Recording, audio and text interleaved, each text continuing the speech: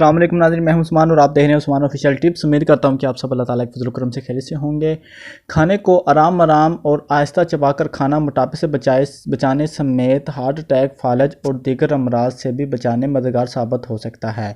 یہ بات جاپان میں ہونے والی یونیورسٹی کے تحقیق میں بتایا گیا ہے کہ بہت تیزی سے غذا کو کھانا بلڈ پریشر اور بلڈ شوگر کو بڑھانے کا سبب بنتا ہے، جن سے انسولین کی مزاحمت پیدا ہوتی ہے۔ انسولین کی مزاحمت کے نتیجے میں امراض قلب، ذیابیطس اور فالج جیسے امراض کا خطرہ بڑھتا ہے۔ اسی طرح میٹابولک سنڈروم کے باعث توند نکلنے، بلڈ شوگر لیول بڑھنے اور نقصان دہ کولیسٹرول کی سطح میں اضافہ ہو سکتا ہے۔ تحقیق کے مطابق کھانے کو آرام سے کھانا صحت اور جسم کو فٹ رکھنے کے لیے بہت زیادہ اہم ہے۔ اس تحقیق کے دوران 1000 کے قریب افراد کی غذا کی عادت کا جائزہ لیا گیا، جس میں سے کوئی بھی میٹابولک سنڈروم کا شکار نہیں تھا۔ 5 سال سے جائزہ لینے کے بعد محققین نے رضاکاروں کی صحت کا تجربہ کیا۔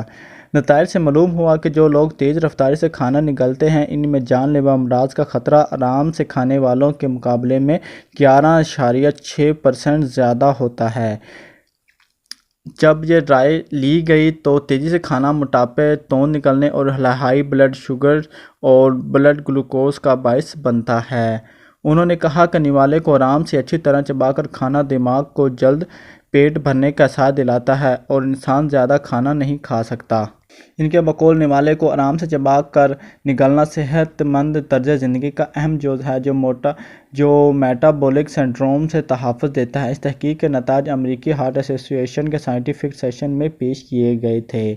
تو ناظرین، یہ تھے کچھ اس طرح کے فوائد اور معلومات جو آپ کھانا کھاتے وقت غلطی کرتے ہیں اور تیز رفتاری سے کھانا کھاتے ہیں اور جلدی نوالے نگل لیتے ہیں، چباتے بھی نہیں اور اسی طرح ہی نگل لیتے ہیں۔ اس سے بلڈ پریشر، شوگر اور امراض قلب جیسی بیماریاں پیدا ہو سکتی ہیں۔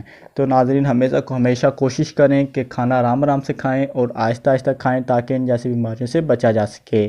تو ناظرین، امید کرتا ہوں کہ آپ کو آج کی ہماری ویڈیو پسند آئی ہوگی۔ اگر پسند آئے تو آپ ہمیں لائک کریں، اپنے دوستوں کے ساتھ شیئر کریں اور ہمارا چینل سبسکرائب کرنا نہ بھولیں۔ اگلی ویڈیو تک آپ سے اجازت چاہتا ہوں۔ اللہ حافظ۔